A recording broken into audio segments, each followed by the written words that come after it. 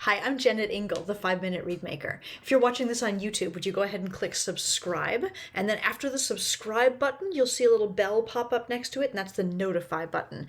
And if you click that, you'll always know when I drop a new episode. And if you only click the subscribe button, it still helps me a ton because it helps other people find my channel and become better reed makers and happier musicians. So that's a win for everybody. Thank you. In today's Reed Repair Shop episode, I look at Susan's reeds. Susan, like so many people, took a very, very long layoff from the oboe and from reed making and has only come back really recently to making reeds. And these are her first two completed reeds back. And like you'll see the progression on them immediately. It's also really impressive how well they work, despite some of the small flaws that I was able to find.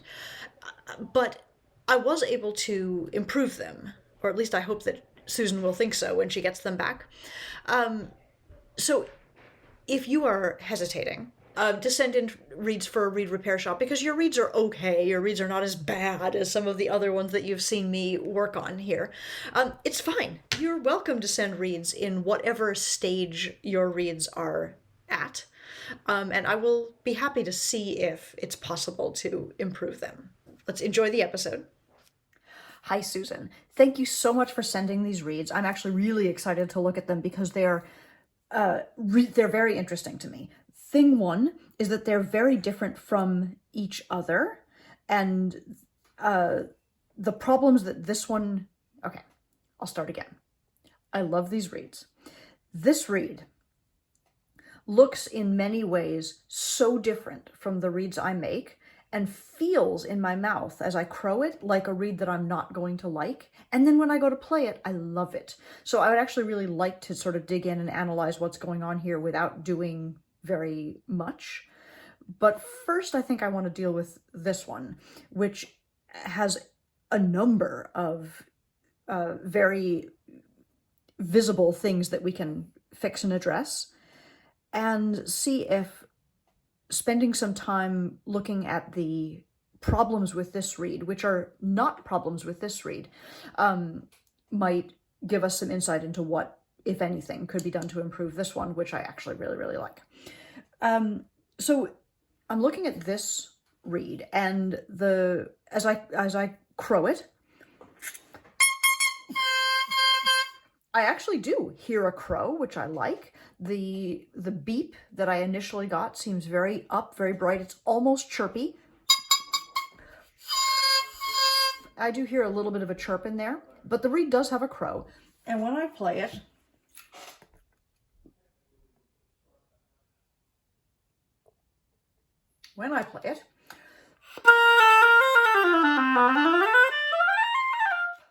it is totally functional as a reed, but it's quite up. It doesn't feel like I can reach down to a pitch floor that feels comfortable.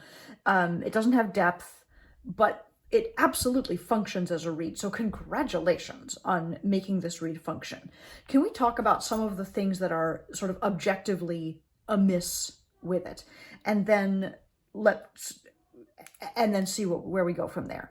This reed is wildly overwound, right? I know your staple is 47 millimeters, but your thread goes up above 48. You can see roughly right here, let me find my focus again, where the thread just seems to like start bowing outward, and all of this material, like you've gotten away from where the staple is, and all of this thread is just sort of compressing and stifling the vibrations of the cane. Normally, I would say that an overwound reed is a fatal flaw, and yet this reed is working, so I'm not going to dismiss it out of hand. Your overall length on this reed is 71.5, which makes sense because like the scraped part of this reed looks pretty normal to me, and that doesn't make any sense because you've wound up to past 48. So the sense of it is that because you wound up so high, you just sort of started the whole reed high and worked up from there. That's fine. your rooftop and the bottom of your heart are sort of in the places that I expect. And definitely, as I look as I put my plaque in, what I'm seeing is a great thinness in the center of the tip and comparative heaviness over on the left side of the reed. This sort of little thingy here, I'm not too concerned about. I can see where you've done a beautiful job of sloping that tip out on the right side, but that on the left side, it's still very heavy. And I can see a thin spot right there, which could be part of why there's a little bit of a chirp and why there's such a brightness in the sound. And again, this very thin spot in the center of the tip is concerning because it makes it hard for us to slope outward from there. Here on the other blade, I don't see that same thinness in the center, but I do see this same quality of the right side has a really nice slope outward to the side, and the left side is much, much heavier and bulkier. So that is a thing that we're going to look at and address. And those feel like the primary thing that's going on. As I put the reed in my mouth and as I crow it and beep it, it feels very stiff in my mouth. And part of that is that your windows are not drawn in as deeply as the windows that I create. That's the case on your other reed as well, but I'm a little bit disinclined to touch that because A, clearly it's working for you, and B, I think that the structure in the tip is probably more urgent. So all I want to do here is explore how we can get all of that bulk off in the tip on the left-hand side. You've already done such a beautiful job on the right side, so I'm not going to do anything there. I'm just sort of letting my knife wander. Over on this side, though, we've talked about this a little bit in Reed Club. Not only do I need to angle my knife thusly so that I can get to that angle of the rooftop, but also I'm going to be using my left hand to press the reed further toward the knife in this way, and I'm going to be using my right elbow and raising it up so that I can angle my knife more smoothly over that left-hand side. And so with that, I'm going to go in just right at the gutter of your rooftop and pet the kitty all the way up, thinking about, oh yeah, just thinking about trying to tackle that leftmost 2 or 3 grains of cane. And I'm not going to do too much else with that. Here's the side where you had the very, very thin place in the center of the tip. And I'm going to do the same exact thing to the left side. And I'm just not even dealing with that hole in the tip because I don't think I can do anything about it. But what I can do is make sure that the left side is not thicker than that center. Or at least I can try to do that. So all I've done is scraped the left side of the tip on both blades of this reed. Let's see what we did.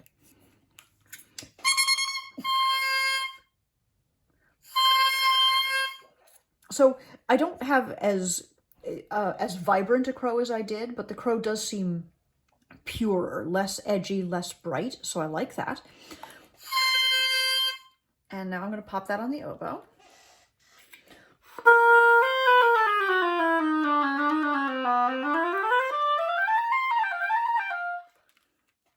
And I don't know if you can hear that. To me, the tone is immediately more, has more depth, has more, there's a little bit more, it feels like the reed is a little bit more coherent, whereas before when I played it, it felt like only the tip was vibrating.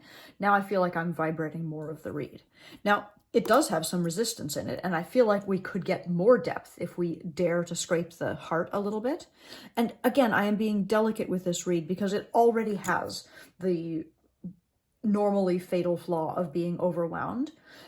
And so it is not clear that I can improve this reed, but I want to explore some of these areas of the reed for you as I do this. And then we'll look at your other more promising reed with these principles in mind.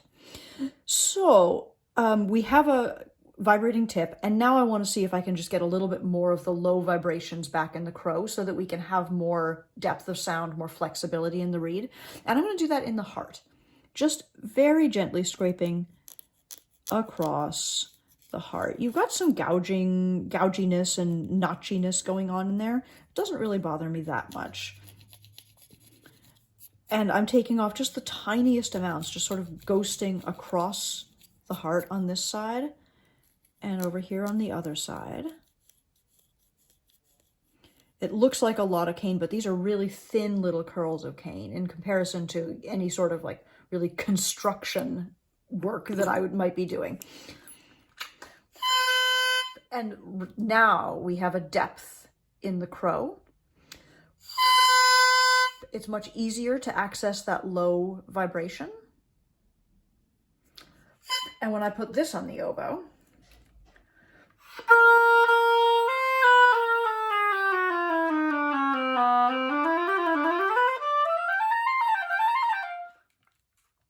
what I feel is that I don't adore the sound. It is not as dark as it was a second ago. But what I do have is a lot more vibration. I can blow air through this, and I can do dynamic contrasts. And at this point, I might, let me see what I'm going to do. What I want to do is clip to sort of replace the resistance a little bit. But what I think I'm going to do first is work a little bit in your windows, just to clarify where those live, to see if I can find a little bit of the sweetness in the sound that I normally associate with sort of this region right behind the heart. So I'm going to scrape a little bit back in here, just trying to define the heart a little bit more clearly. Scraping to that area and then just brushing it away.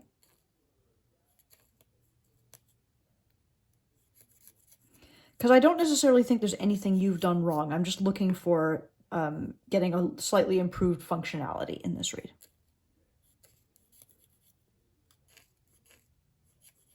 And have us listen to what just happened. There's a nice crow. It's a low crow, so I definitely have room to clip now. All of the scraping I've been doing has lowered the crow, which we like. One tiny clip.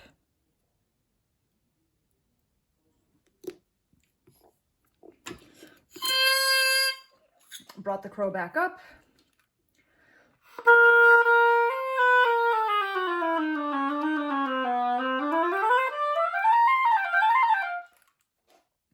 Brought my sound back to being just a little bit more covered, which we can debate whether that's desirable or not, but it sounds more like the reed that you sent, or it sounds more like your other reed, which I suspect you like better. And I've just sort of brought it a little bit more into balance and definitely removed the chirp and removed the extreme brightness that we had. Now, we're still overwound down here. Some of that kind of muffled quality that I'm getting as I play it is probably about having 2 millimeters of the cane compressed down here. But this is not bad at all, and I hope that what I just did felt helpful to you. Now I want to look at this other guy. I'm kind of excited about this one. So this reed is not overwound as far as I can tell. It's just down below 47, which is great. You are just above 70 in your overall length. All of the structures look more or less like I would make on my reeds. And I know you are astonishingly, I don't want to say new to reed making, because that's my understanding that you've made reeds before, but I don't think you've made reeds in a lot of years, and you just made this, and it's terrific. As I crow this reed, the crow is a little bit up, the crow is a little bit heavier than I might like in my own reeds, and I observe that your overlap is, let me think just a sec. Yeah, that your overlap is backward from what I would tend to prefer to do as a right-handed person. So I can see very clearly your away blade visible on the right-hand side and not on the left. And as I flip it over, I see that over here too. And let me just quickly compare. Now your other reed is, this reed, the overwound one, is overlapped what I would call correctly as a right-handed person. And this one is incorrect, but that is definitely not a fatal flaw. That's just something to sort of keep an eye on. I don't see that it's causing any problems with your overlap, with your opening, or anything else. So it's just something to notice as you proceed, because it will make your reads more consistent if your overlaps are more consistent. When I play this reed in my mouth, it feels a little less resonant, less vibraty than I would want from my reeds. I want mine a little bit more free blowing than this. And I see in the reed that you have not taken a ton out of the windows, and that in the tip, although you are beautifully thin right above the heart, there's just some like elements of heaviness out more toward the corners, especially on the left-hand side here. So this is a little bit parallel to what you had on your other reed. It's just more finessed here. But I can still see that the left side is a little underdone compared to the right-hand side. But even though this reed is structured a little bit differently than mine, there's not as much out of the windows as there are in my reeds, and the left side is, a little heavy in the tip. But listen to this reed.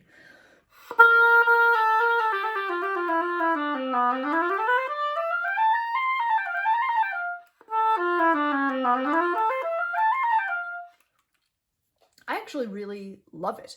It feels easy to play. It's holding itself up to pitch really, really nicely, possibly because of some of the bulk that you've left on the left side of the tip, and because you've not taken a lot out of back here. Like it's actually just holding itself up and structured in a pitch-wise in a really good place. I think that if I go in and scrape the left-hand side and maybe a little bit the right-hand side, like you can see at the tip that there's almost a little half moon of thinness right above the rooftop that then gets a little bit heavier, especially on the left, a little bit on the right too.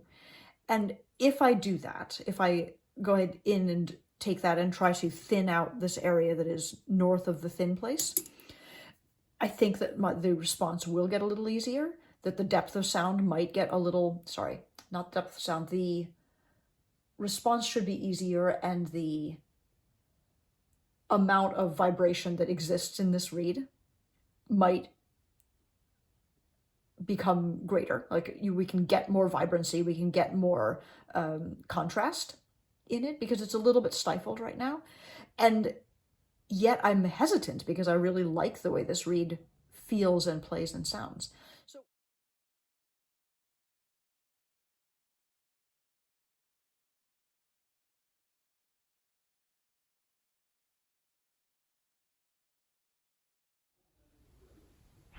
okay, I am going back in with this reed.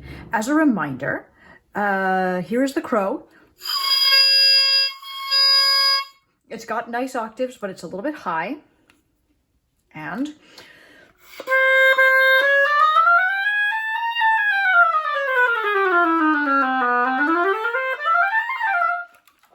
there's how it plays. It actually works really nicely. It plays all up and down the oboe.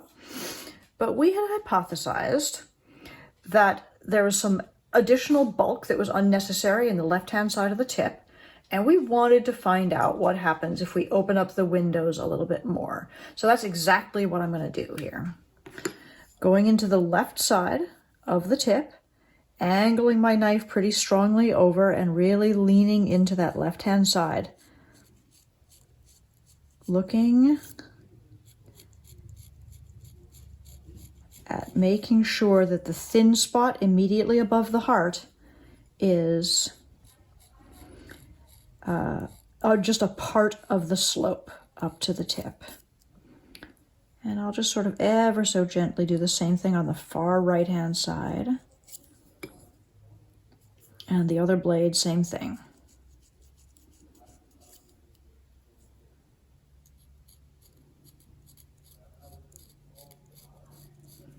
Okay, so just a little bit of extra bulk off on the very, very outsides of the tip on both sides, and let's see what that did. Almost nothing. The crow appears the same.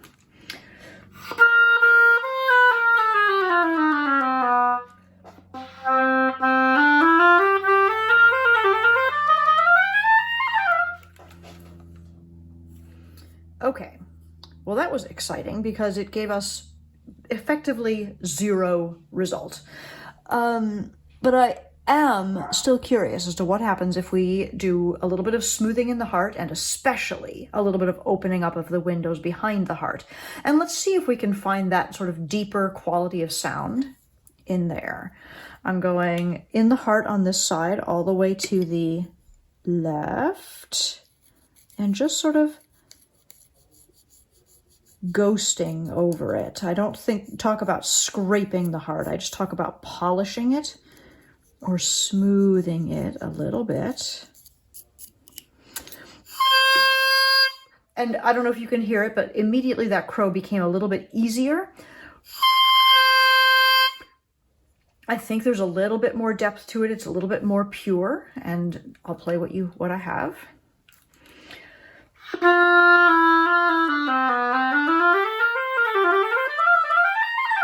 And I really like the way that responds now. Comes really easily.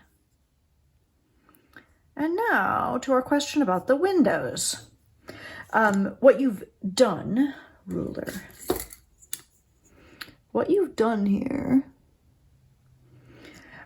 is totally fine. The windows are a little bit short compared to what I would do. That is, they end at around like 59 and a half rather than 60, and they start pretty high up above the thread.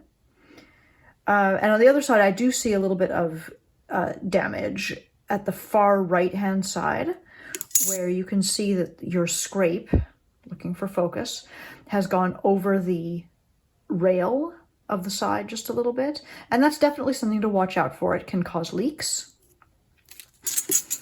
But the question is, what will happen to this reed if we deepen those windows just a little tiny bit? And that's what I'm gonna do. I like the fact that on this side, no, actually I dislike the fact that on this side, I still find that you've come over the rail a little tiny bit, and I don't see it on the left. Sorry, let me find a focus here. If you follow the shiny bark up on the left-hand side, you can see that that shiny bark continues right up into the heart, which is where I start to scrape the side. And over on this blade, it's not quite as clearly the case, but I also don't see damage to the rail. But on both right-hand sides, it does appear that you've gone just a little bit too far right below the heart in allowing your knife to come over the side there. So that is another thing for you to be aware of and watch out for in your reed making. I'm going to go ahead and just ever so gently slide into the left-hand side window. And open that up, trying not to infringe on your rail. And I'm going to do the same on the right, but I'm staying really carefully close to the center. I would rather sacrifice the spine a little tiny bit than I would want to disrupt that rail on the side. Okay, so I've just sort of lengthened and deepened your windows a little bit, and let's see what that did. Hopefully something good. So the crow does not appear to have changed in pitch particularly, but it does feel a little bit lighter is a word I want to use. Like it's an easier crow.